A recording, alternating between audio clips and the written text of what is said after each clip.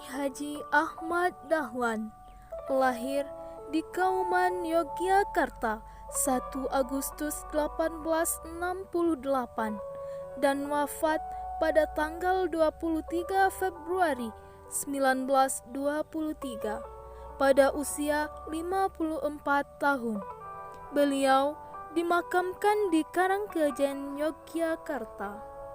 Beliau adalah seorang pahlawan nasional Indonesia yang juga pendiri organisasi Islam Muhammadiyah. Beliau merupakan putra dari keluarga besar Kiai Haji Abu Bakar. Kiai Haji Abu Bakar adalah seorang ulama dan khatib terkemuka di Masjid Besar Kesultanan Yogyakarta. Ibunda dari Kiai Haji Ahmad Dahlan adalah putri dari Haji Ibrahim yang juga merupakan pejabat penghulu Kesultanan Ngayogyakarta Hadiningrat pada masa itu. Latar belakang keluarga dan pendidikan Kiai Haji Ahmad Dahlan. Nama kecil Kiai Haji Ahmad Dahlan adalah Muhammad Darwis. Beliau merupakan anak keempat dari 7 bersaudara yang keseluruhan adalah perempuan, kecuali adik bungsunya. Ia termasuk keturunan yang ke-12 dari Maulana Malik Ibrahim, salah seorang terkemuka di antara Wali Songo, yaitu pelopor penyebaran agama Islam di tanah Jawa. Pada umur 15 tahun, Kiai Haji Ahmad Dahlan pergi haji dan tinggal di Mekah selama 5 tahun. Di periode inilah Kiai Haji Ahmad Dahlan mulai berinteraksi dengan pemikiran-pemikiran pembaharuan dalam Islam seperti pemikiran dari Muhammad Abdul Al-Afghani, Rashid Ridho, serta Ibnu Taimiyah. Ketika pulang kembali ke kampungnya pada tahun 1888, beliau berganti nama menjadi Ahmad Dahlan yang sebelumnya Muhammad Darwis. Di tahun 1903, beliau bertolak kembali ke Mekah dan menetap selama 2 tahun.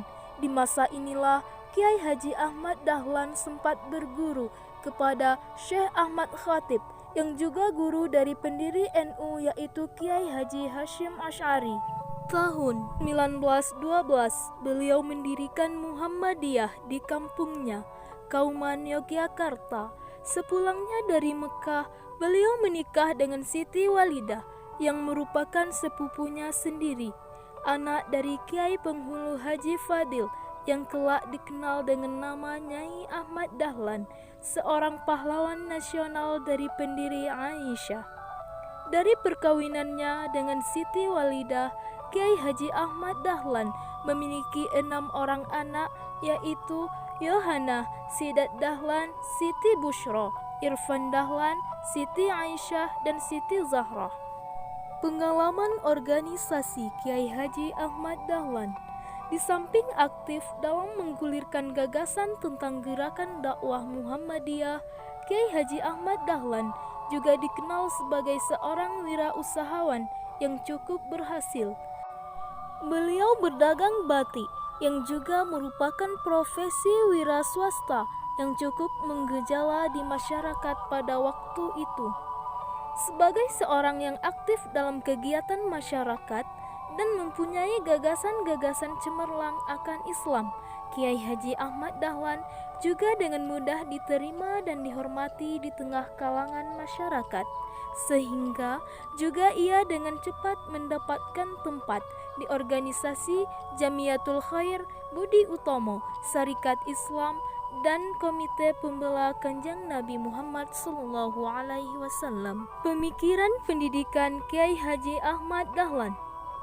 Pendidikan menurut Kiai Haji Ahmad Dahlan adalah usaha untuk memperbaiki taraf kehidupan, kebebasan berkreasi, kebaikan moral, dan bertanggung jawab atas kebaikan hidup dirinya, masyarakat, dunia, kemanusiaan, serta keyakinan tauhid.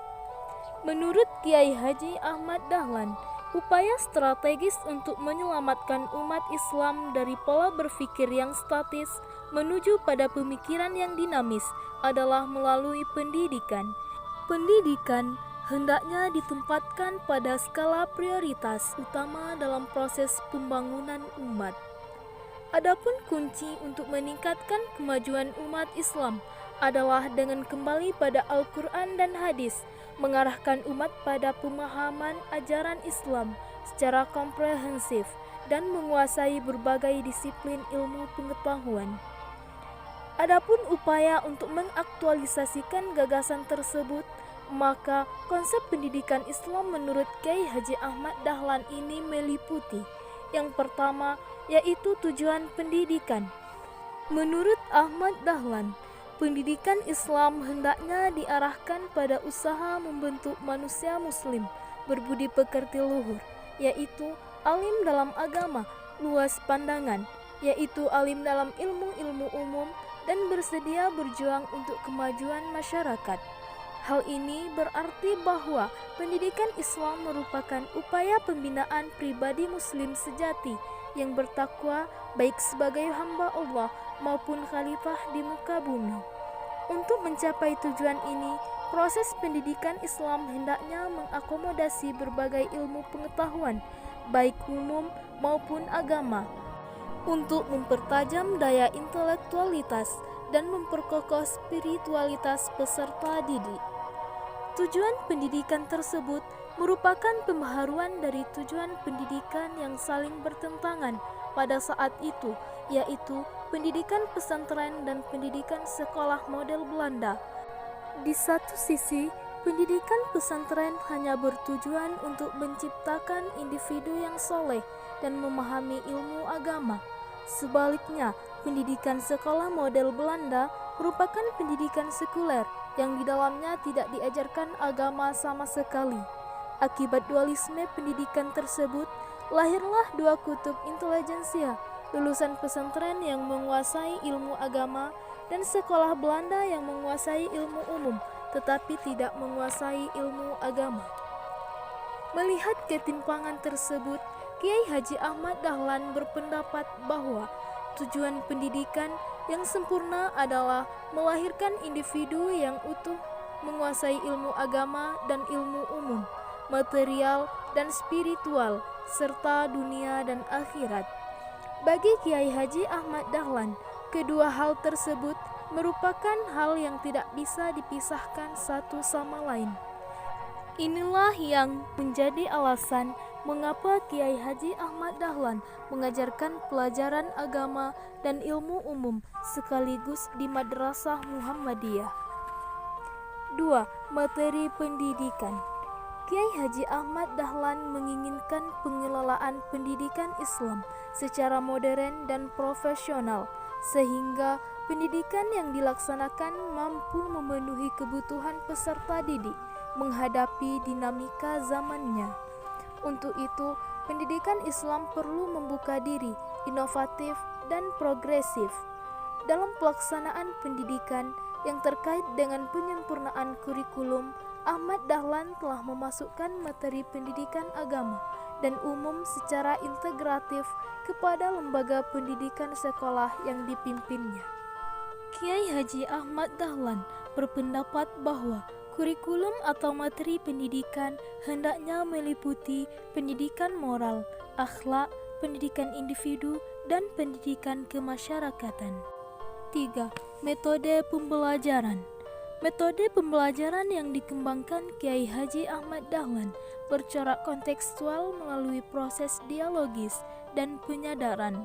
Contoh klasik adalah ketika beliau menjelaskan surat Al-Ma'un kepada santri-santrinya secara berulang-ulang sampai santri itu menyadari bahwa surat itu menganjurkan supaya kita memperhatikan dan menolong fakir miskin dan harus mengamalkan isinya. Demikianlah video ini. Semoga bermanfaat bagi kita semua.